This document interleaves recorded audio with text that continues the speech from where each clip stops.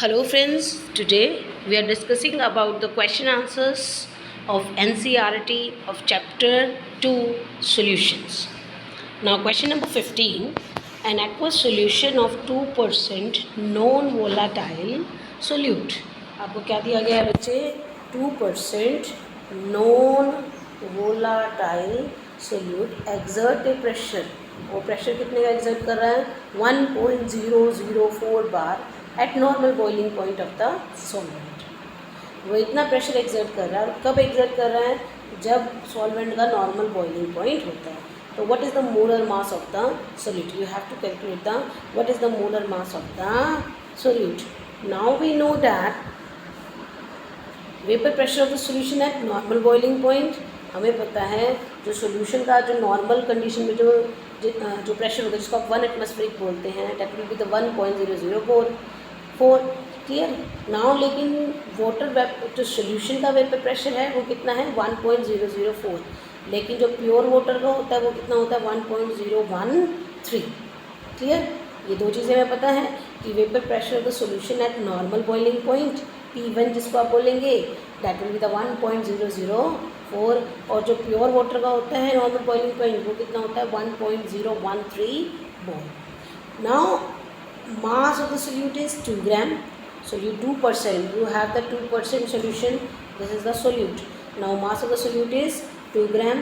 This is the 100 and this is solution. इसको हम क्या बोलेंगे? Solution. तो now what is solvent? तो 100 minus 2 and it comes out to be 98. तो solvent कितना है? 98. मोलर मास उसका molar mass of water is the 18 ग्राम पर मोल. ये all this have 3. Now listen. अब अगर हम कौन सी कॉलिगेटिव प्रॉपर्टी लगाएं इसको सॉल्व करने के लिए, क्योंकि कॉलिगेटिव प्रॉपर्टी तो हमारे पास 4 है.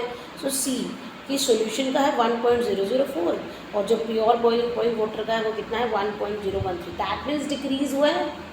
दैट मीन्स वेपर प्रेशर जो है वो डिक्रीज हुआ है. तो यानी हम क्या लगाएंगे? Relative lowering of vapour pressure.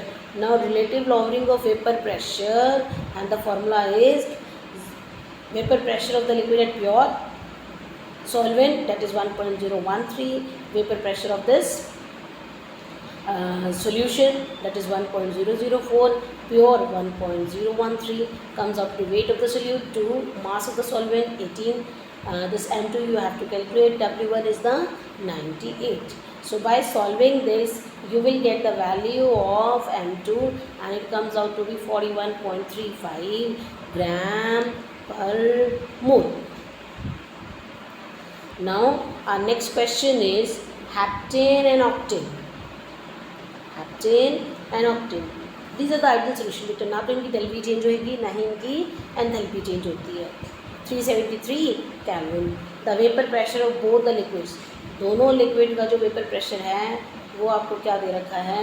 105.2 kilo pascal and 46.8 kilo pascal. तो what will be the vapour pressure of the mixture? तो आपको मिक्सचर का वेपर प्रेशर निकालना है. और कब निकालना बच्चे? जब आप 20 ग्राम हेप्टेन लेते हो, 35 ग्राम क्या लेते हो? ऑक्टेन लेते हो. तो we know that vapour pressure जो होता है वो डायरेक्टली प्रोपोर्शनल होता है मोल फ्रैक्शन के and vapour pressure in the pure state की. तो firstly we have to calculate the vapour pressure. ना प्योर स्टेट में हेप्टेन का वेपर प्रेशर है 105 और प्योर स्टेट में ऑक्टेन का वेपर प्रेशर है this 46.8. Now we have to calculate the molar mass of both the component. Now heptane formula C7H16 that will become, it comes out to be 7 into 12 in plus 16 into 1 that will be the 100. and the heptane moles. अगर अब आप क्या calculate कर सकते हो? Moles. क्योंकि आपके पास 26 ग्राम क्या है? आपके पास मोल्स हैं और मोलर मास 26 ग्राम आपका गिवन वेट है और मोलर मास कितना है? 100. तो it comes out to be 0.26. Same here we can calculate the moles of the octane and octane molar mass that will be the 114 and number of moles we can easily calculate it 35 क्योंकि 35 given weight है. 114 इसका molar mass है and it comes out to be 0.31 moles. Clear, because we know that the formula is total pressure formula जो है किसी भी चीज़ का जो प्रेशर हमें प्रेशर निकालना है तो हमें मोल फ्रैक्शन से मल्टीप्लाई करते हैं पी नोट को।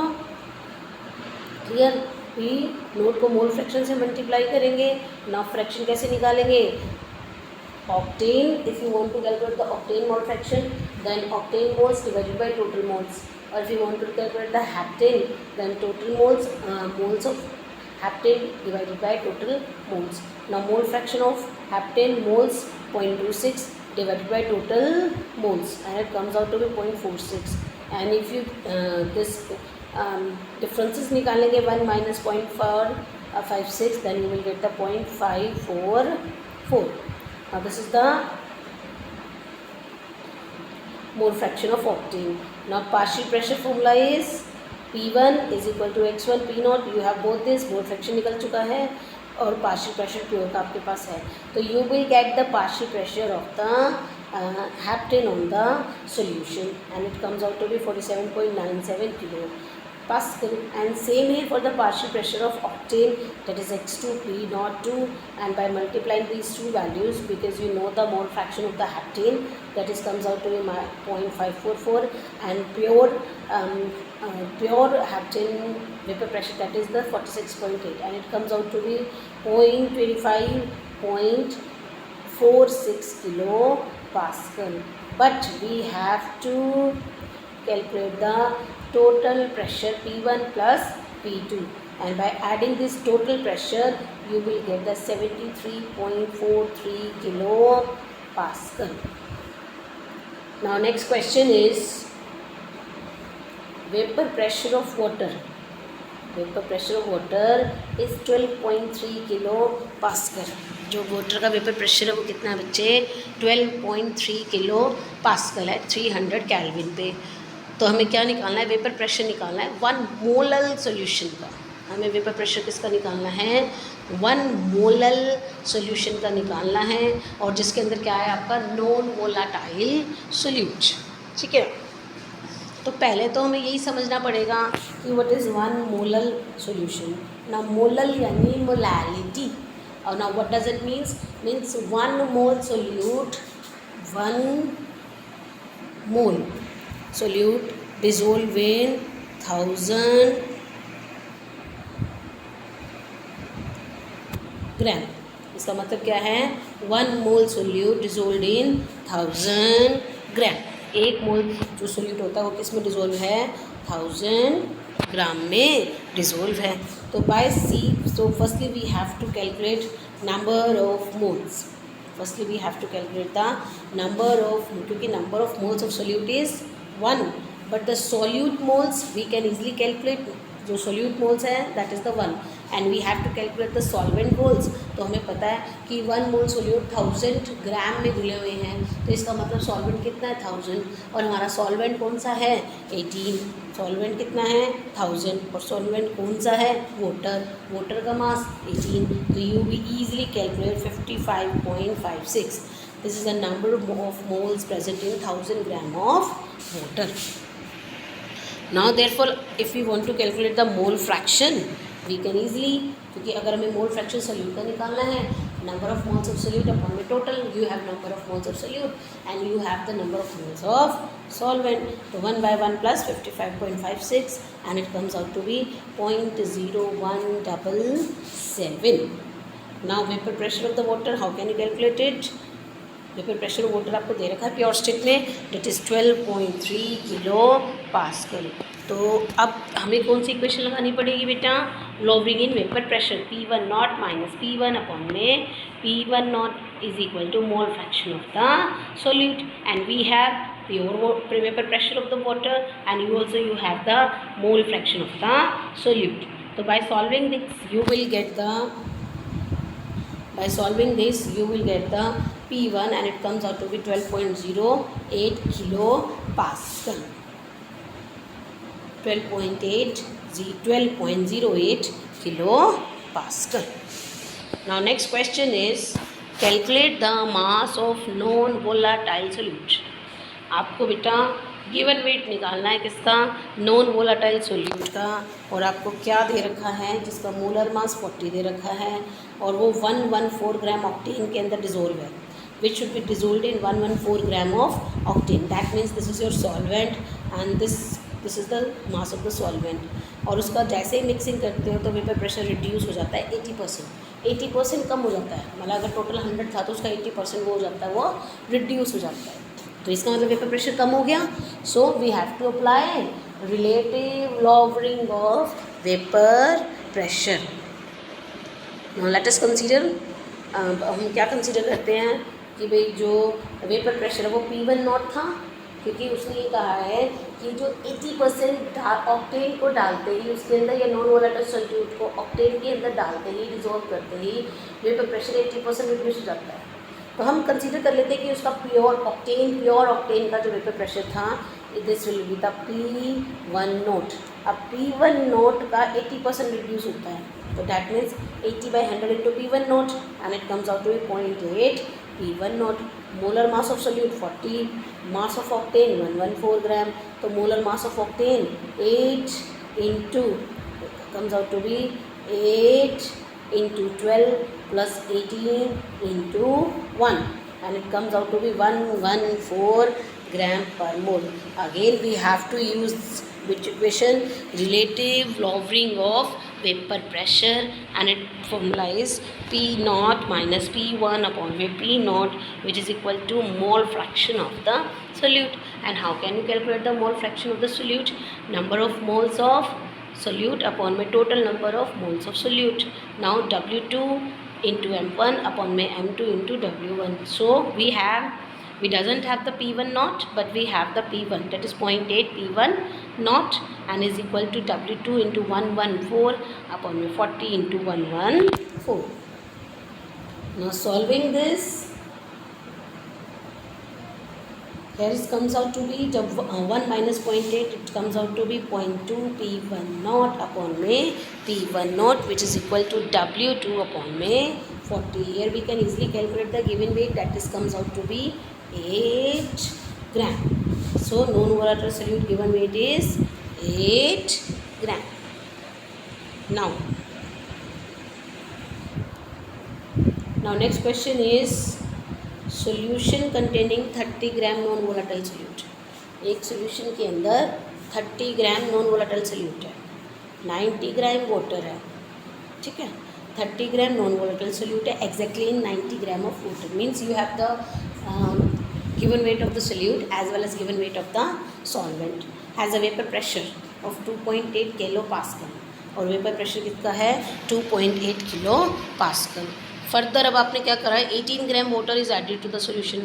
अब आपने 18 ग्राम पानी और उसके अंदर ऐड कर दिया है, then the vapour pressure become 2.9 kilopascal। Vapour pressure कितना आ जाएगा 2.9 kilopascal। तो what you have to calculate molar mass of solute. क्या कैलकुलेट करना है, molar mass of solute and vapour pressure of water at 298 kelvin. Now चलो देखते हैं कैसे सॉल्व करेंगे हम इसको। Molar mass of the solute हमारे पास है ही नहीं, तो हमने उसको क्या कंसीडर कर लिया m। तो नंबर ऑफ मोल्स हम कैसे निकालेंगे, गिवन वेट अपॉन में मोलर मास, ऐसे निकालेंगे ना। Let us molar mass of the solute be m gram पर मोल। तो we can easily calculate the number of moles of solvent, but how, क्योंकि सॉल्वेंट कितना है 90 ग्राम अपॉन में 18 gram 5 moles, and we can also calculate the moles of the solute, that is 30 given weight. Molar mass हमने m consider किया है, तो it comes out to be 30/m, and number of moles of solute at number of moles of solvent, we can calculate it. Now we know that this pressure जो P1 है, that is partial pressure of gas on the solution, that is comes out to be 2.8 kilopascal। तो इसका मतलब pressure कम हुआ होगा, तो that means applying this equation, relative lowering in vapor pressure, P1 naught minus P1 upon में P1 naught, which is equal to mole fraction of solute. You have everything, but you don't have the vapor pressure of the this pure solvent. तो P1 naught minus 2.8 upon the P1 naught is equal to 30/m क्योंकि हमें solute लेना है, upon में 5 + 30/m. Now if you solve this equation 1 - 2.8 upon में, क्योंकि P1 से P1 cancel, लेकिन 2.8 डिवाइडेड बाई P1 और हेयर द 1, तो 1 - P1, 1 - 2.8 divided by P1, and here we can easily solve it by taking the LCM. Now here 2.8 upon में P1, आप इस equation को अगर इस साइड लेके आएंगे तो you will 1 - 30/5m + 30. Now here we can easily solve 2.8 upon में P1 is equal to 5m upon में 5m + 30, और by reciprocal this equation you will get this, and this is your equation number 1, P1 upon में 2.8 which is equal to 5m + 30 upon में 5m. Now same here, same you have to calculate the pressure of the solute. Now after addition, अब हमें क्या देखना है कि 18, अब आपने क्या करा है 18 ग्राम वाटर ऐड कर दिया, ठीक है ना, पहले कितना था 90, अब 18 और ऐड कर दिया, तो टोटल कितना हो जाएगा 8, 9, 10, 108. नाउ अब आपको फिर से सॉल्वेंट के मोल्स निकालने हैं, and it comes out to be 108 और 90 + 18 अपॉन में 18, and comes out to be 6 mole. Now अब प्रेशर है 2.9, नाउ अब प्रेशर है 2.9. Same equation we can follow, P1 - P1 upon में P1. P1 is the 2.9 the 30/m, but now here moles हो जाएंगे आपके 6, सॉल्वेंट के मोल्स कितने हो जाएंगे 6. नाउ सेम हेयर P1 को P1 से काटे, कम्स आउट टू बी 1, एंड 2.9 अपॉन में P1. Same now by taking LCM you will solve this equation, clear, and by reciprocal this equation you will get this P1 upon my 2.9 is equal to 6m + 30/6m. Now this is your second equation. Now dividing this equation 1/2. Now जब हम इस equation को divide करते हैं तो जो cutting terms होती हैं वो कट जाती हैं, जैसे P1 आपस में कट गए तो 2.9 अपॉन में 2.8 comes out to be. Now अगर आप इसको ऐसे करेंगे तो 6m अपॉन में 6m + 30, तो you will see this. You will easily calculate by solving this method, by solving these equations, and you will get the molar mass, that is comes out to be 23 unit. Now, so the molar mass of solute is 23 gram. Now अब आपको molar mass मिल गया है, लेकिन हमें निकालना vapour pressure pure में था, तो by putting the value of this molar mass in equation 1, और you can also putting the value in equation 2.